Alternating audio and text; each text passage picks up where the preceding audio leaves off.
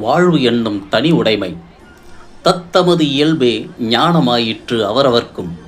தத்தளித்து மீண்ட கதை தனி அனுபவமாயிற்று அனைவருக்கும். போகியாய் வாழ்பவர்கள் போகி போல் வாழச் சொன்னார். மறக்காமல் அதுவே வாழ்வு என்றார். யோகியாய் கடந்தவர்கள் யோகமே முதன்மை என்றார். தளராமல் தான் அறிந்ததே வாழ்வு என்றார். ரோகியாய் உழன்றவர்கள் ரோகமே தள்ளு என்றார்.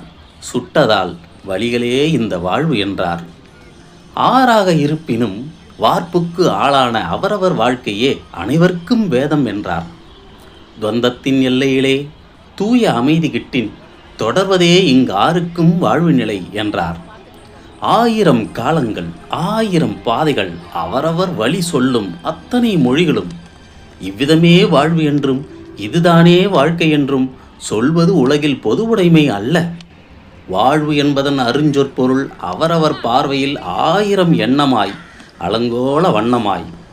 வாழ்வு என்பதன் பொருள் கூறும் நீட்சிகள் உலகெல்லை தாண்டியும் நீளும்.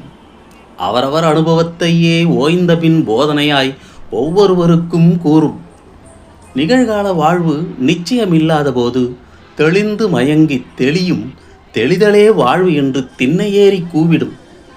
இறந்த கால வாழ்வு எரித்த சாம்பலை கிளறும்போது எதுவும் நிச்சயமில்லை என்று விட்டேற்றியாய் விரக்தி பூசும். வீண் இந்த வாழ்வெனப் பேசும். எதிர்கால இன்பத்துக்கு இளமை உழைக்கும்போது நாளைய நம்பிக்கையை கொழுவாய்த் தரும் ஒன்று நம்பு அதுவே வாழ்வு என்று. முற்றியதால் மட்டுமே முழுமை கண்டது வாழ்வு என்று ஏதுமில்லை இங்கு உண்மை. இளநீரிலும் முக்தி உண்டு சுவைத்தோரே அறிந்தார் மென்மை. அணிந்த ஆடியே தீர்மானிக்கும் அகிலத்தின் நிறம் எதுவென்று அவ்விதமே அவரவரின் வாக்கும் அட இவ்விதமே வாழ்வு என்று. ஒவ்வொருவர் வாழ்விலும் ஒரு முறையேனும் உள்ளுக்குள் கேள்வி கொக்கிகள் பிடித்து இழுக்கும் எது வாழ்வென்று. உற்ற நண்பா ஒன்று சொல்வேன், ஒவ்வொருவர் கையிலும் தனித்தனி அகராதி.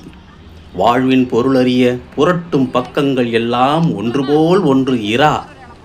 தனக்கானதே வாழ்வென்றும் தன்னை அறிதலே வாழ்வென்றும் உதவுதலே வாழ்வு என்றும் உனக்கானதே வாழ்வு என்றும் ஊருக்கானதே வாழ்வென்றும் யாருக்கும் ஒன்றுபோல் எப்போதும் அதன் அர்த்தம் வரா. தத்தமது இயல்பே ஞானமாயிற்று அவரவர்க்கும். தத்தளித்து மீண்ட கதை தனி அனுபவமாயிற்று அவரவர்க்கும்.